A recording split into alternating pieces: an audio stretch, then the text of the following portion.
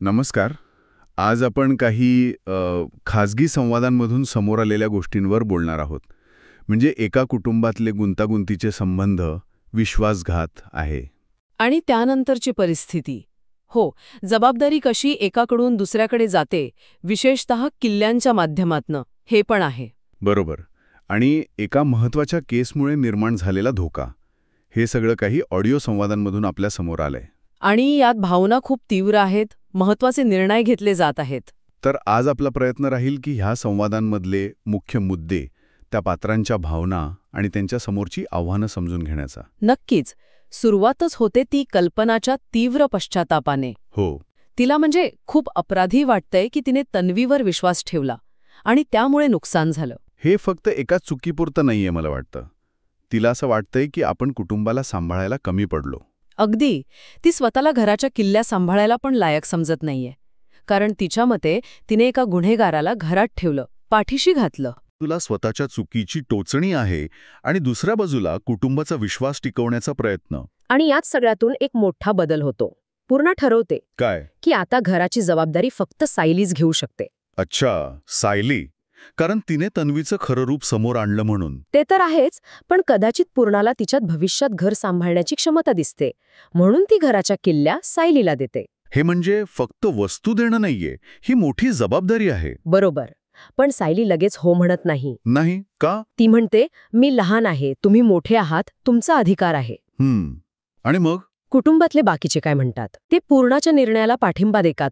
अर्जुनचे वडील वगैरे सायलीचं कौतुक करतात, म्हणतात की ती कोणाला दुखवत नाही, सुभेदारांची योग्य सून आहे. म्हणजे कुटुंबाच्या तिच्याकडून अपेक्षा आहेत आणि तिची स्वतःची एक नम्र भूमिका आहे. हो, पण शेवटी ती जबाबदारी स्वीकारते आणि म्हणते की ती अर्जुनाच्या साथीने हा विश्वास सार्थ ठरवेल.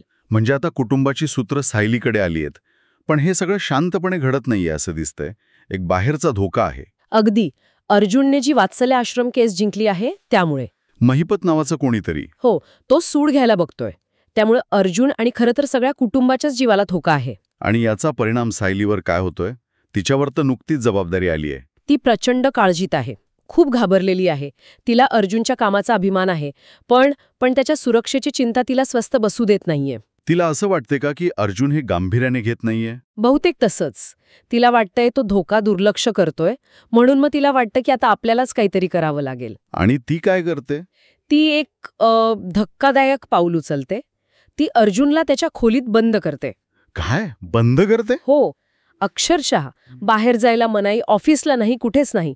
फक्त नाश्त्यापुरतं खाली यायचं, पण घराबाहेर नाही. अरे बाप रे, हे तर टोकाचं पाऊल झालं. हो, आणि ती याचं समर्थन पण करते. म्हणते भविष्य बायकोचं ऐकायला हवं, नाहीतर भविष्यात पश्चाताप करण्याची वेळ येईल. म्हणजे ती तिच्या भीतीपोटी हे करते. भीती आणि कदाचित परिस्थितीवर नियंत्रण मिळवण्याचा प्रयत्न. अर्जुन अर्थातच गोंधळलाय, विरोध करतोय, पण ती ऐकायला तयार नाही. आणि दुसरीकडे काय चाललंय? तो महिपत काय करतोय? त्याचे लोक वकिलांवर दबाव आणत आहेत. अर्जुन विरुद्ध केस लढायला सांगत आहेत, पैशांचं आमिष दाखवत आहेत. आणि नाही ऐकलं तर थेट धमकी, टांग मोडीन.